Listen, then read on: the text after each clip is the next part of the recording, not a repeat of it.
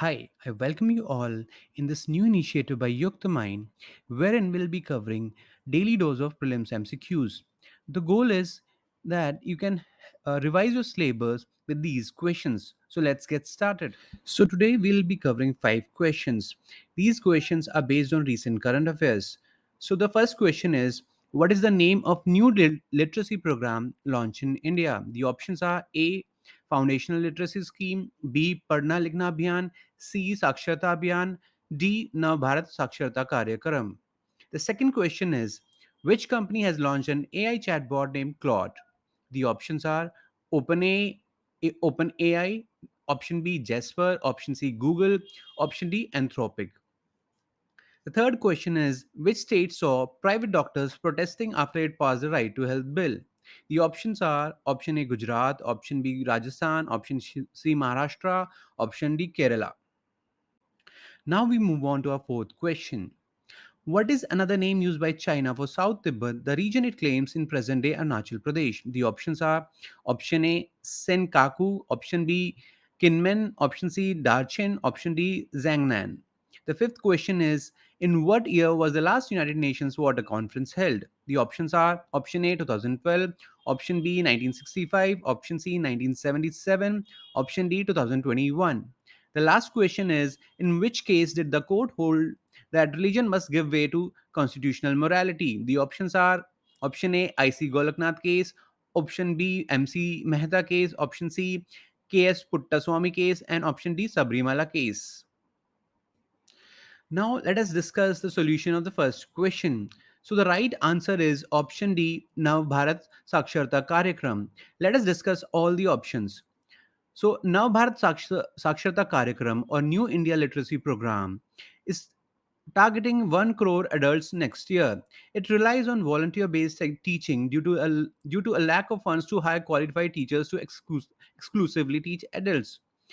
So, some information about the program: the government has launched a centrally sponsored scheme for implementation during 5 years from the financial year 2020-22 to 23 to 26-27 with financial outlay of 1,3700 crore.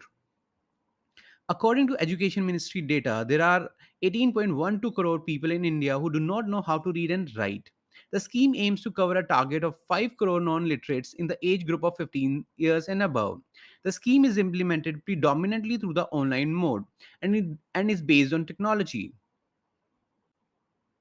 The teaching and learning material and resources are available on the Diksha platform of NCRT and can be accessed through mobile apps. Modes like TV, radio, Samajik Chetna Kendra, etc. are also used for dissemination of foundational literacy and numeracy. So, after the ministry's previous Saksharta Abhiyan wrapped up in 2018, the subsequent Padhna Likhna Abhiyan struggled, taking a hit during the pandemic years. The number of persons certified as literates during being to the tune of 7.64 crore under the Sakshar Bharat program implemented during 2009-10 to 2017-18. Now we move on to our second question. So the correct answer is option D, Anthropic. So recently, Microsoft backed OpenAI launched its artificial intelligence model called GPT-4, an upgrade from GPT 3.5. This large language model can understand and produce language that is creative and meaningful and will power an advanced version of the company's sensational chatbot ChatGPT. Meaning of generative pre-trained transformer, that is GPT. GPTs are machine learning algorithms that respond to input with human like text. So, what is the significance of GPT-4 over GPT 3.5? The GPT-4 is more conversational and creative. Its biggest innovation is that it can accept text and image input simultaneously and consider both while drafting a reply. While, while GPT 3.5 could not deal with large prompts, well, GPT-4 can take into context more than 25,000 words and has an improvement rate of 8x. GPT-4 was tested in several tests that were designed for humans and performed much better than average. For instance, in a simulated bar examination, it had the 90th percentile, whereas its predecessor scored in the bottom 10%. GPT-4 also sailed through advanced courses in environmental science, statistics, art, history, biology, and economics. OpenAI has released preliminary data to show that GPT-4 can do a lot of white collar work, especially programming and writing jobs, while leaving manufacturing or scientific jobs relatively untouched. So, what are the issues with GPT-4? GPT's GPT-4's output may not always be factually correct, a trait OpenAI called hallucination. While GPT-4 is much better at recognizing facts than GPT 3.5, it may still introduce fictitious information subtly. Ironically, OpenAI has not been transparent about the inner workings of GPT-4. GPT-4 has been trained on data scraped from the internet that contains several harmful biases and stereotypes. Other language models underway. Apart from OpenAI's models, AI company Anthropic has introduced a chat GPT competitor named Claude. Google recently announced Palm, a model trained to work with more degree of freedom than GPT-3. So now we move on to our third question. The correct answer would be option B, Rajasthan. The Right to Health Bill passed in Rajasthan Assembly on March 21 gives every resident of Rajasthan the right to emergency treatment care without prepayment of requisite fees or charges to any health institution. Though Rajasthan became the first state to legislate the right to health, private hospitals were apprehensive of the government's interference in their functioning after the enforcement of the law. After 2 weeks of protests against the Right to Health Bill, private doctors in Rajasthan called off their agitation after reaching an agreement with the state government on the applicability of the legislation. Now we move on to solution of fourth question. The correct answer would be option D, Janganan.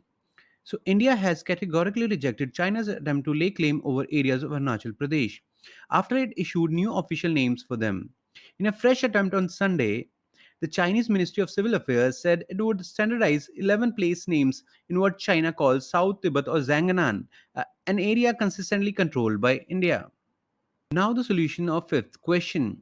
The correct answer is option C, 1977. The United Nations 2023 Water Conference held in New York on March 22, 24 was the first such meeting on water after 46 years.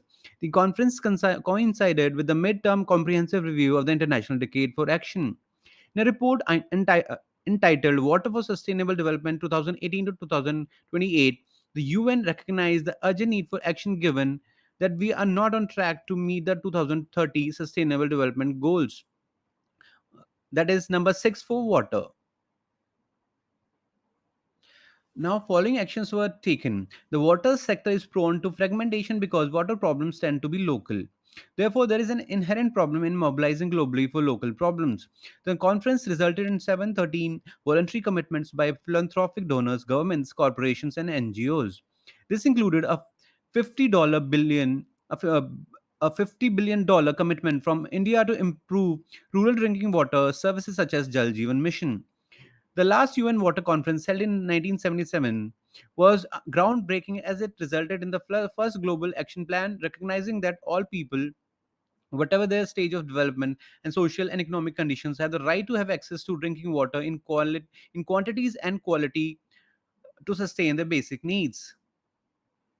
Now, the last question. The correct answer would be option D, that is Sabrimala case. So let us discuss all the options one by one. Golaknath case was a 1967 Indian Supreme Court case in which the court ruled that Parliament could not curtail any of the fundamental rights in the Constitution. In the MC Mehta versus Union of India, the Supreme Court of India initiated the absolute liability principle, stating that in case of industries like Shriram that are engaged in inherently dangerous activities, the rule of absolute liability will be applied. That is, any industry involved in hazardous activities that causes harm to the environment or the people through any accident would be held absolutely liable. Justice K.S. Puttaswamy and others versus Union of India and others case, also known as the right to privacy verdict, is a landmark decision of the Supreme Court of India, which holds that the right to privacy is protected as fundamental right under Article 14, 19, and 21 of the Constitution of India. The court said in the Sabrimala case that religion must give way to constitutional morality, though a review of the judgment is pending. Thank you for watching this video. There's more where it came from. Please visit our website www.yuktmind.com. You can also follow us on our Twitter handle, Instagram, and Telegram channel. Thank you.